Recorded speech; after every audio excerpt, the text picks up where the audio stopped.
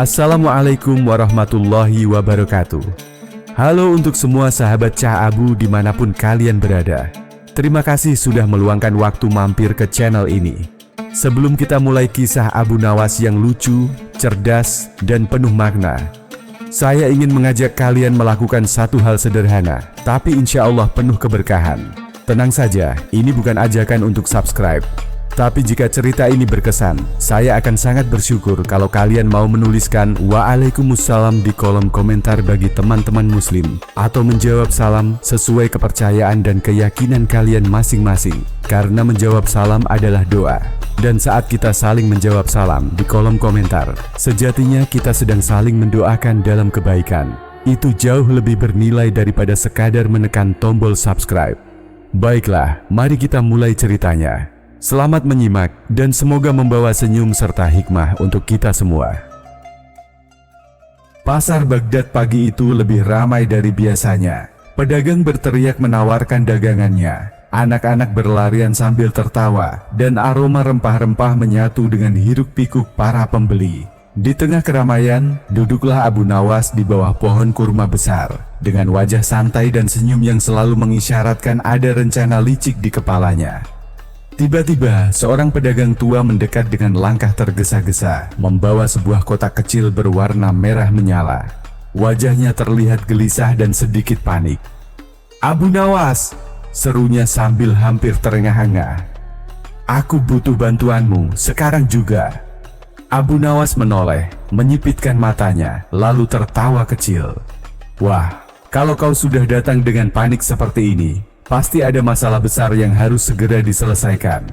Apa yang terjadi, kawan?" Si pedagang tua mengeluarkan kotak kecil dan membukanya perlahan.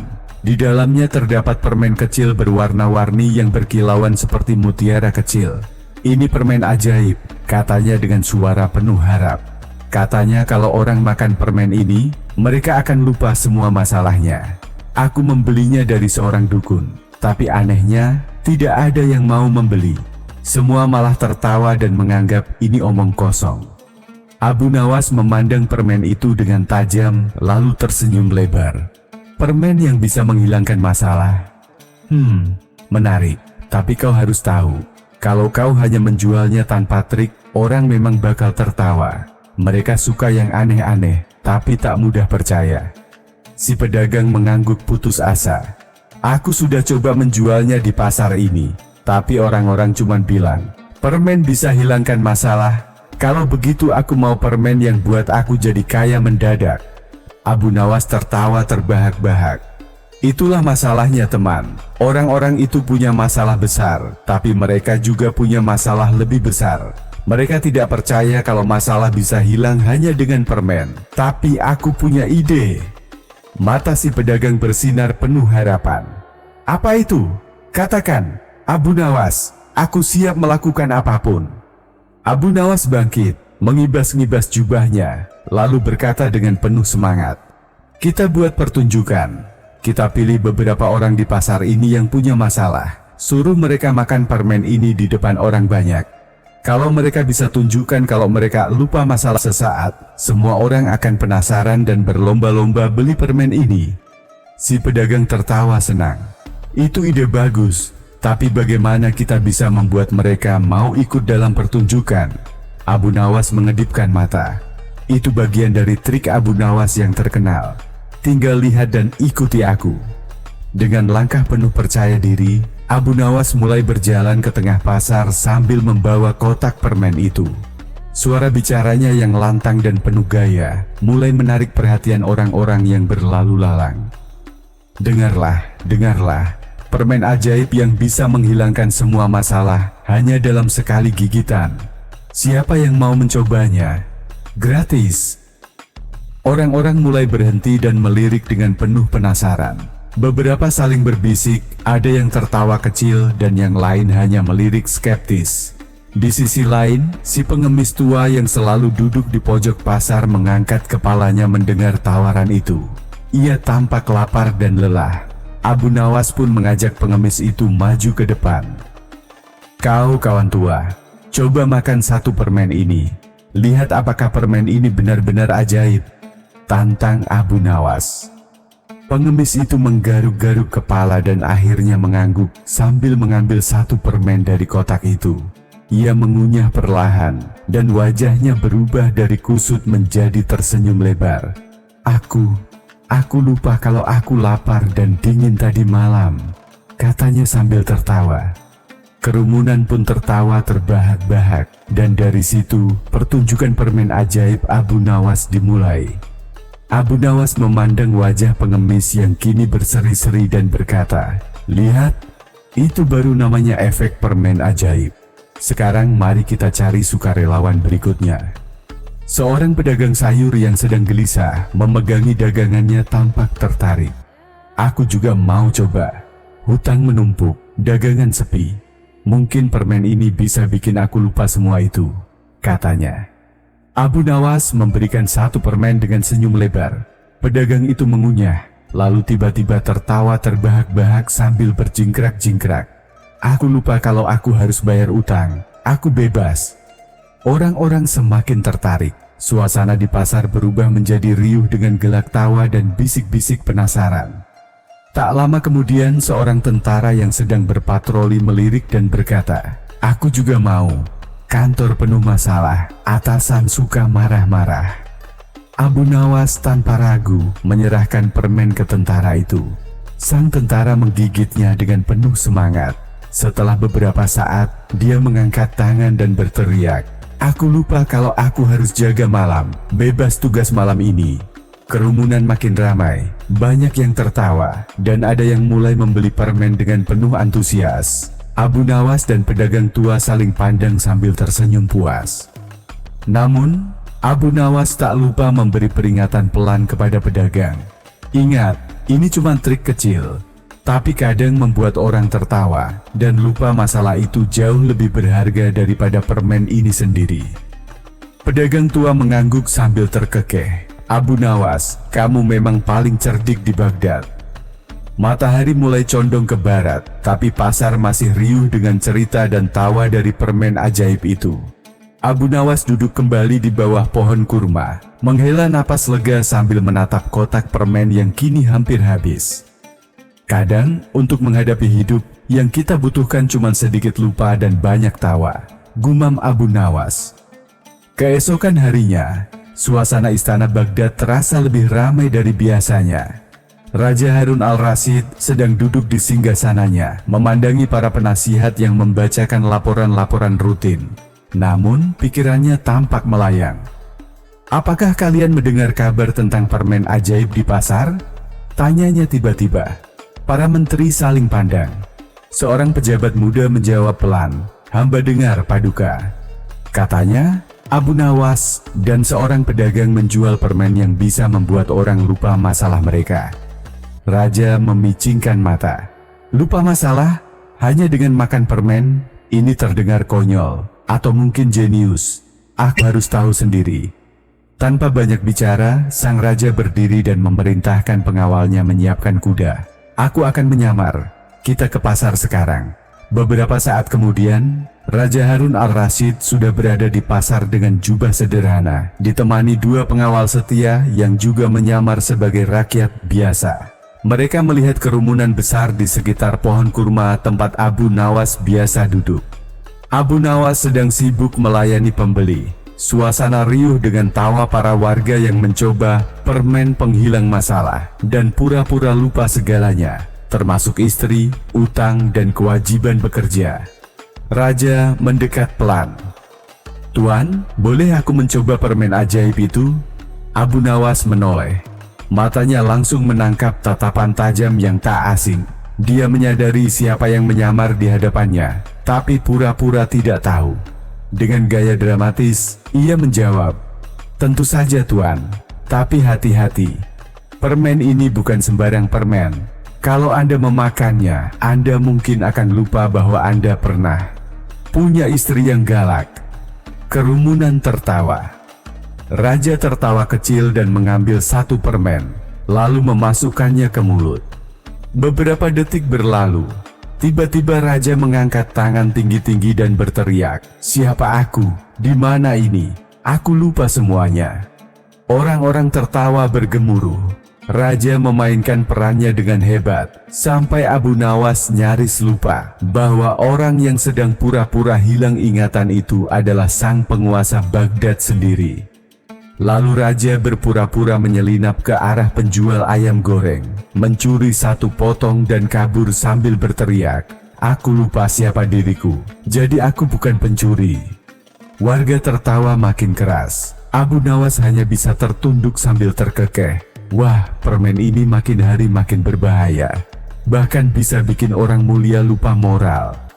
Setelah puas bermain peran, Raja kembali ke Abu Nawas, melepaskan penyamarannya. Semua warga langsung membungkuk hormat. "Abu Nawas," kata sang Raja sambil menahan tawa, "kau memang licik, konyol dan terlalu cerdik. Permen ini tidak ajaib, tapi entah bagaimana, membuat orang merasa ringan. Aku suka." Abu Nawas membungkuk dalam. "Paduka, kadang yang kita butuhkan bukan keajaiban, tapi alasan untuk tertawa." Raja tertawa keras sambil menepuk pundak Abu Nawas. "Baiklah, aku akan pesan 1 kotak penuh untuk para menteriku, supaya mereka lupa kalau mereka selalu salah." Semua tertawa lagi, dan Abu Nawas tahu, pertunjukan belum berakhir. Setelah tawa mereda, Abu Nawas menawari Raja 1 lagi permen, kali ini sambil berbisik, "Yang ini khusus, bisa membuat Paduka lupa bahwa pajak rakyat belum dikurangi." Raja terbahak hingga terbatuk-batuk, membuat pengawalnya waspada. "Astaga, Abu Nawas, kalau kau bukan sahabatku, sudah lama kau diasingkan ke padang pasir," ujar Raja, sambil menghapus air mata karena tertawa. "Paduka, padang pasir itu tidak buruk-buruk amat, asal bisa buka lapak permen," sahut Abu Nawas. Beberapa pedagang yang ikut menonton mulai berbisik-bisik. Salah satunya, si pedagang roti, maju dan berkata, "Paduka, jika permen ini bisa bikin lupa masalah, mungkin juga bisa bikin istri saya lupa bahwa saya belum bawa uang belanja." Semua tertawa, termasuk sang Raja. Abu Nawas mengangguk bijak. "Itu mungkin, tapi permen ini belum teruji pada makhluk paling sakti di bumi, istri." Raja menepuk-nepuk paha karena geli, lalu berkata, "Aku ingin menguji permen ini pada permaisuri. Kalau dia bisa tertawa karena permen ini, aku beri kau emas sepeti penuh." Abu Nawas terdiam sejenak. Ia tahu permaisuri dikenal kaku, anggun, dan sedikit pemarah. "Paduka," jawab Abu Nawas pelan, "jika permen ini bisa membuat permaisuri tertawa, tolong jangan beri aku emas. Beri aku 1 permintaan, bebas pajak seumur hidup." Raja tertawa lagi. "Deal, tapi awas kalau gagal. Kau bisa disuruh bersihkan istana pakai sikat gigi unta." Hari berikutnya, Abu Nawas dipanggil ke istana. Ia membawa kotak kecil permen ajaib dan mengenakan jubah paling formal, meskipun celananya tetap sobek di ujung, ciri khas Abu Nawas. Permaisuri duduk anggun di singgasananya, wajahnya serius seperti biasa. "Aku dengar kau bawa permen yang bisa membuat orang tertawa?" tanyanya dingin. Abu Nawas menyodorkan 1 permen dengan hati-hati. "Silakan permaisuri, ini rasa mint, tapi efeknya kadang seperti sihir." Permaisuri mencicipi, semua di ruangan menahan napas. Tiba-tiba permaisuri menyipitkan mata, lalu terkikik, lalu tertawa pelan, lalu tertawa keras, hingga mahkotanya miring dan pelayannya panik. "Astaga, aku lupa kenapa aku marah tadi pagi. Siapa yang buat aku kesal?" "Kamu," katanya menunjuk kepala pelayan. Kepala pelayan panik. "Bukan tuanku, bukan saya. Itu mungkin cermin." Semua tertawa. Raja sampai terduduk lemas karena kagum. Abu Nawas tersenyum lebar. "Paduka, tampaknya permennya bekerja." Raja berdiri dan mengangkat tangan. Dari hari ini Abu Nawas bebas dari pajak, dan sebagai tambahan, permen ini resmi dijual di pasar kerajaan. tapi hanya boleh dijual oleh Abu Nawas. Abu Nawas membungkuk dalam. Hamba ucapkan terima kasih sebesar-besarnya. Dan semoga permen ini tetap bisa membuat rakyat melupakan masalah. Setidaknya sampai mereka ingat lagi saat bangun pagi. Raja, permaisuri, dan seluruh istana tertawa dalam kebahagiaan. Dan demikianlah, permen ajaib itu menjadi legenda baru di Baghdad. Dan Abu Nawas kembali menjadi tokoh paling lucu, cerdik, dan dicintai semua orang. Pasar Baghdad yang biasanya ramai dengan pedagang rempah, kain sutra, dan teriakan tawar-menawar, kini berubah menjadi lautan tawa. Semua orang mencari satu hal, permen Abu Nawas. Di setiap sudut pasar, terdengar orang-orang menceritakan kisah ajaib tentang bagaimana satu permen bisa membuat orang yang paling galak sekalipun tertawa terpingkal-pingkal. Suamiku yang cerewet itu kemarin makan satu permen, langsung lupa minta uang belanja, kata seorang ibu sambil tertawa. Bosku yang suka marah-marah, kemarin makan 2 biji langsung nyanyi di tengah rapat, kata pedagang kain. Melihat antusiasme luar biasa ini, muncullah seseorang yang bernama Ali bin Licik, seorang penjual barang-barang aneh yang terkenal suka meniru dagangan orang lain. Ali melihat peluang emas.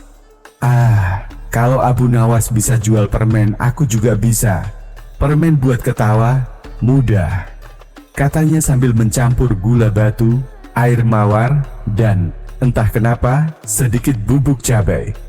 Ia menamainya permen tawa super Abu Nawas. Tentu saja, para pembeli langsung menyerbu dagangannya karena mengira itu asli. Tapi masalah muncul dengan cepat. Bukannya tertawa, orang-orang yang memakan permen itu justru muntah, menangis, bahkan satu orang teriak-teriak karena lidahnya kepedasan. Aku tidak tertawa, lidahku terbakar, teriak seorang pria yang berlari sambil menjulurkan lidah ke dalam ember air. Kekacauan mulai menyebar, seorang nenek yang biasa ramah berubah jadi pemarah. Ini bukan permen Abu Nawas, ini permen setan. Kabar tentang kekacauan di pasar akhirnya sampai ke telinga Abu Nawas, yang saat itu sedang duduk santai di bawah pohon sambil menghitung hasil penjualannya hari itu, dan mencoba menyelipkan sebagian kecil agar tak kena pajak, meskipun dia sudah bebas. Permen palsu? Gumam Abu Nawas. Wah, kalau begini terus, aku bisa kehilangan reputasi, dan mungkin kedamaian hidupku. Ia pun segera turun ke pasar. Sesampainya di sana, ia melihat Ali bin Licik dikejar-kejar oleh para pembeli yang kecewa. Salah satunya membawa sandal sebagai senjata. Ali berteriak, "Ampun, aku hanya ingin ikut bahagia." Abu Nawas langsung naik ke atas bangku dan berseru, "Wahai rakyat Baghdad, permen ajaib hanya dijual oleh satu orang, aku. Jika kalian menemukan permen dengan nama lain, apalagi rasanya seperti cabai, itu jelas bukan dari tanganku." Seorang ibu menatap tajam ke arah Ali. "Lidah anakku merah, mungkin besok bisa mengeluarkan api." Abu Nawas menenangkan mereka. "Jangan khawatir, aku akan membuat permen penawar khusus gratis untuk siapapun yang jadi korban permen palsu." Rakyat bersorak gembira. Beberapa dari mereka langsung memeluk Abu Nawas. Ali bin Licik, ia dipaksa membersihkan seluruh area pasar sambil menjilat garam agar kapok. Malamnya, raja mendengar cerita itu dan memanggil Abu Nawas. "Permenmu sudah jadi legenda, tapi kau juga harus hati-hati. Semakin terkenal semakin banyak peniru," ujar sang raja. Abu Nawas tertawa. "Paduka, saya tidak takut peniru. Yang saya takutkan hanya satu. Kalau permen saya ditiru oleh mertuaku, beliau bisa buat versi yang bikin menantu langsung hilang akal." Raja tertawa hingga air matanya menetes. "Baiklah, untuk keberanian dan kejenakaanmu hari ini, aku beri kau satu permintaan lagi." Abu Nawas tersenyum lebar. "Kalau begitu, izinkan hamba membuat satu toko permen tetap, dengan nama Tawa Sejati Abu Nawas." Sang raja setuju. Dan begitulah, pasar Baghdad kembali damai dan penuh tawa. Tapi benarkah kisah manis ini akan berakhir bahagia? Tunggu dulu. Di bab 4 ketika permaisuri kecanduan permen dan tiba-tiba melarang raja bekerja karena lebih suka tertawa seharian. Kekacauan berikutnya pun dimulai. Siap lanjut? Setelah kericuhan di pasar mereda dan Abu Nawas berhasil menyelamatkan reputasinya, ia kembali ke rumah dengan perasaan puas. Namun, belum sempat ia duduk santai dan menyeduh teh hangat, datanglah utusan dari istana dengan wajah panik. Abu Nawas, segera ke istana, permaisuri. Permaisuri tidak berhenti tertawa sejak tadi pagi. Abu Nawas terkejut. Apakah beliau baru saja mencoba permenku? Sang utusan mengangguk. Bahkan bukan 1, tapi 12 butir sekaligus. Abu Nawas menepuk dahinya. Astaga, itu dosis untuk bikin unta jadi stand-up komedian. Sesampainya di istana, suasana tak seperti biasanya. Para pelayan berlarian panik. Beberapa bahkan tertular tawa sang permaisuri hanya karena mendengarnya dari kejauhan. Di dalam kamar kerajaan, permaisuri tertawa sambil mengguling-guling di atas permadani mewah. Abu Nawas, hahaha, permenmu, hahaha, rasanya, hahaha, seperti dikerik, aduh perutku. Abu Nawas mencoba bersikap tenang. Paduka permaisuri, maafkan hamba, permen itu memang luar biasa. Tapi tidak untuk dikonsumsi lebih dari 3. Bahkan gajah pun bisa ketawa sampai kehilangan akal jika makan 12. Sang raja masuk dengan wajah cemas, namun sekaligus kesal karena setiap mencoba bicara, sang permaisuri langsung tertawa sambil menunjuk janggutnya. Lihat, janggutnya seperti sapu ijuk, hahaha. Sang raja mendesah. Abu Nawas, atasi ini sekarang, atau kau akan jadi badut istana seumur hidup. Abu Nawas berpikir keras. Ia lalu mengeluarkan 1 permen dari kantong kecilnya yang bertuliskan, anti tawa Abu Nawas, aman, halal, no MSG. Permen itu hanya ia buat untuk keadaan darurat, dan rasanya menurutnya seperti ubi busuk dicampur minyak gosok. Ia menyodorkannya kepada sang permaisuri. Paduka, permen ini akan menetralkan efek tawa, tapi rasanya agak unik. Permaisuri yang tak tahan lagi memegang perutnya, langsung memakannya. 1 menit kemudian, hening. Permaisuri tiba-tiba duduk tegak dan menyipitkan mata ke arah Abu Nawas. Rasanya seperti sandal basah yang ditumis. Abu Nawas tersenyum penuh percaya diri. Yang penting Paduka sudah tidak tertawa, bukan? Permaisuri menatap suaminya, sang raja, lalu berkata pelan, aku tidak bisa tertawa, bahkan melihat janggutmu pun tak lucu lagi. Semua di ruangan menahan napas. Lalu sang raja berucap, sungguh, ini permen termahal yang pernah kita makan. Dan seluruh istana pun tertawa. Beberapa hari kemudian Abu Nawas membuka cabang kedai permen barunya yang diberi nama Permen dan Penangkalnya. Setiap pembelian 5 butir permen tawa, pembeli akan mendapat 1 permen penawar gratis. Di depan tokonya tertulis, tertawa boleh, asal tahu kapan berhenti. Tanggung jawab atas perut sobek, bukan pada penjual. Dan begitulah, Abu Nawas kembali menjadi bintang Baghdad, bukan hanya karena kepintaran dan kejenakaannya, tapi juga karena ia satu-satunya orang yang bisa bikin seluruh kerajaan tertawa dan diam, sesuai dosis yang dianjurkan. Setelah sukses menjual permen tawa dan penawarnya, Abu Nawas merasa hidupnya mulai tenang. Ia bahkan sempat membuka kursus kilat ilmu meramu tawa di pasar Baghdad. Namun, kedamaian itu tak bertahan lama.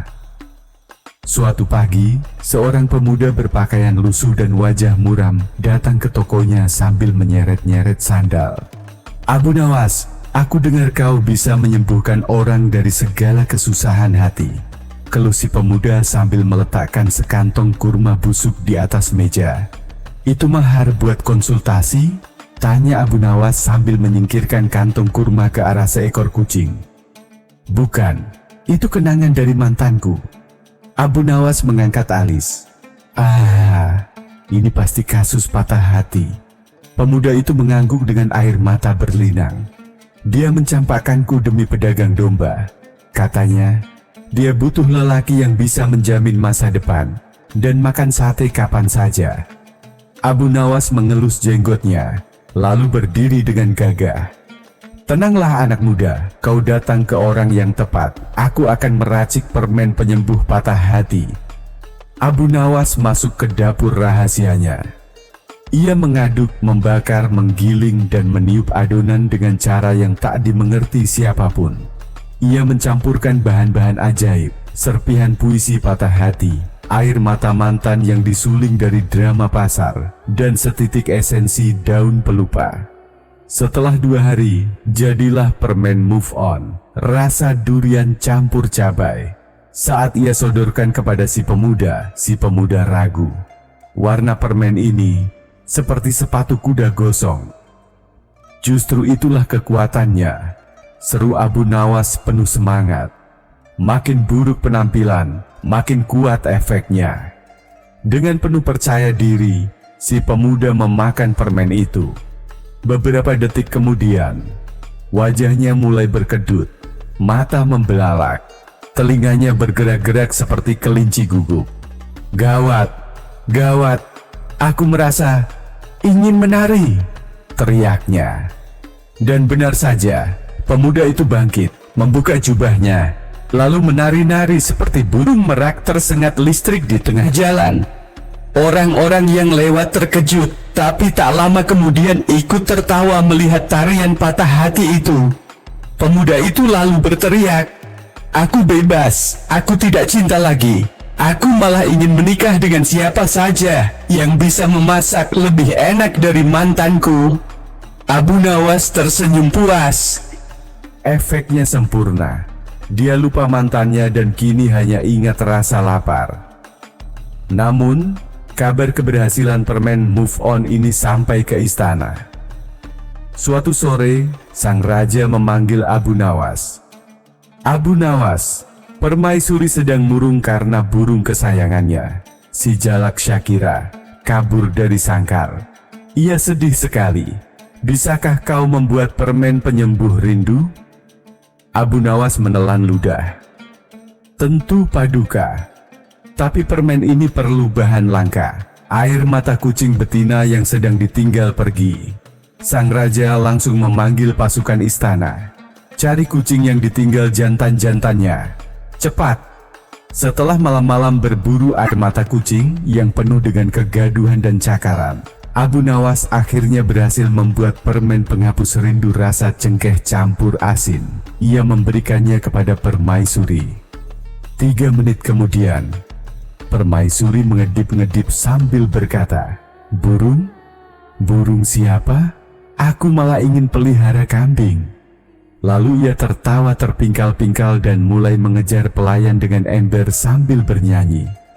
Raja mengangguk puas. Permen ini berhasil, walau efek sampingnya agak liar. Abu Nawas membungkuk. Yang penting permaisuri sudah tidak sedih, Paduka. Malam itu, Abu Nawas kembali ke rumah dengan membawa sekarung emas dan seekor kambing pemberian permaisuri.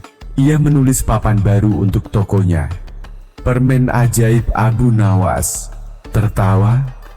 Bisa lupa mantan. Bisa rindu hilang. Bisa mantan kembali. Tidak bisa. Jangan maksa. Dan begitulah, toko Abu Nawas makin ramai. Bahkan tukang siomay dan penjual trompet tahun baru datang minta dibuatkan permen khusus pelanggan mereka. Suasana pagi di Baghdad kembali semarak. Toko Abu Nawas kini menjadi tempat aneh nan ajaib yang dikunjungi siapa saja yang punya masalah, baik soal cinta, rindu, sakit hati, hingga terlalu sering ngelamun di kamar mandi. Namun pagi itu, datanglah seorang pemuda jangkung berkumis tipis yang tampak gelisah. Ia membawa sekeranjang hadiah dan seikat bunga plastik yang warnanya sudah pudar. "Abu Nawas, aku butuh bantuanmu," ucapnya dengan suara gemetar. Abu Nawas menatapnya dari balik meja penuh botol dan bubuk aneh. Apa kau tersesat atau memang ingin mencoba permen rasa ketiak unta? Pemuda itu menelan ludah. Lebih parah tuan, aku ingin melamar anak gadis tetanggaku. Abu Nawas mencondongkan tubuh. Itu kabar baik. Apa masalahnya? Masalahnya, aku tak pernah bisa bicara normal di depan ayahnya. Baru melangkah masuk rumah saja, lututku gemetar seperti jeli. Jangankan melamar, menyebut namanya saja aku mendadak amnesia. Abu Nawas mengelus jenggot, lalu berdiri penuh gaya. Kau datang ke tempat yang sangat tepat. Aku punya solusi. Permen penambah keberanian rasa jahe guntur. Abu Nawas masuk ke ruang khususnya.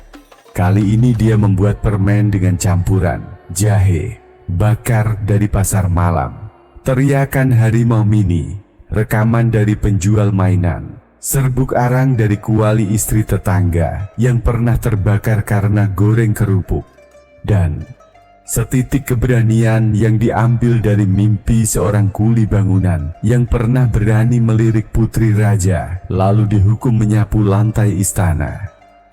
Setelah diramu dan dijemur selama 3 jam di atas panci tua, jadilah permen jahe guntur bentuknya lonjong, agak mirip sandal mini, dan mengeluarkan aroma yang membuat mata menyipit. Telan satu saja sebelum melamar, tapi ingat, jangan makan lebih dari 1 atau efeknya bisa keterlaluan. Keesokan harinya, pemuda itu datang ke rumah sang calon mertua. Tangannya gemetar, wajahnya pucat. Sebelum mengetuk pintu, ia menelan permen itu. Beberapa detik kemudian, mata si pemuda membelalak, dadanya membusung seperti ayam jago, dan suaranya berubah berat. Tok, tok, tok. Ayah si gadis, seorang pria besar dan berwajah sangar, membuka pintu. Ada apa? Pemuda itu langsung berteriak. Pak, saya datang dengan niat suci dan perut kenyang. Saya ingin mempersunting anakmu, dan saya rela dicemplungkan ke sumur kalau niat saya tidak tulus. Ayah si gadis melongo. Kau berani bilang begitu? Bukan hanya itu, Pak, serunya sambil berdiri tegak seperti prajurit. Saya juga akan nyapu halaman rumahmu setiap minggu sebagai bukti cinta saya. Sang ayah bengong, lalu menoleh ke dalam rumah. Ibu, cepat keluar. Anak ini sepertinya sudah gila atau jatuh cinta parah. Tapi anehnya, sang ayah malah menyukai keberanian itu. Mereka pun duduk dan berbincang. Bahkan sang calon mertua ikut tertawa ketika si pemuda tanpa sengaja menumpahkan teh ke jubahnya karena terlalu semangat bicara. Beberapa hari kemudian, kabar lamaran itu tersebar dan jadi perbincangan warga. Namun tak lama setelah itu, datang gelombang baru para pemuda ke toko Abu Nawas. Ada yang berkata, saya ingin permen agar bisa bicara dengan calon mertua tanpa pingsan. Yang lain berkata, saya ingin permen agar bisa bilang saya cinta kamu ke perempuan tanpa suara. Saya berubah jadi suara bebek. Abu Nawas pun membuat varian baru. Permen penghilang gagap, permen anti keringat dingin, permen anti bau mulut akibat gugup. Tapi suatu hari, datang seorang pria gemuk dengan jenggot lebat berkata, Abu Nawas, aku ingin permen yang bisa membuat mantanku menyesal. Abu Nawas menatapnya lama. Itu butuh permen rasa langka, namanya permen kesadaran diri. Tapi sebelum ku buat, jawab satu pertanyaan. Kau sendiri sudah menyesali kesalahanmu belum? Pria itu terdiam, lalu pulang dengan kepala menunduk. Dan begitulah, Abu Nawas bukan hanya menjual permen. Ia menyebarkan kebijaksanaan lewat rasa-rasa aneh yang membuat orang tertawa, menangis, dan sadar diri. Toko kecilnya kini dipenuhi papan pengumuman. Permen ajaib Abu Nawas. Untuk yang tak berani melamar, untuk yang sulit move on, untuk yang ingin tertawa, tidak untuk yang tidak tahu diri. Dan di bawahnya tertulis kecil, kalau tak bisa diobati dengan permen, mungkin yang kau butuh bukan permen, tapi introspeksi diri.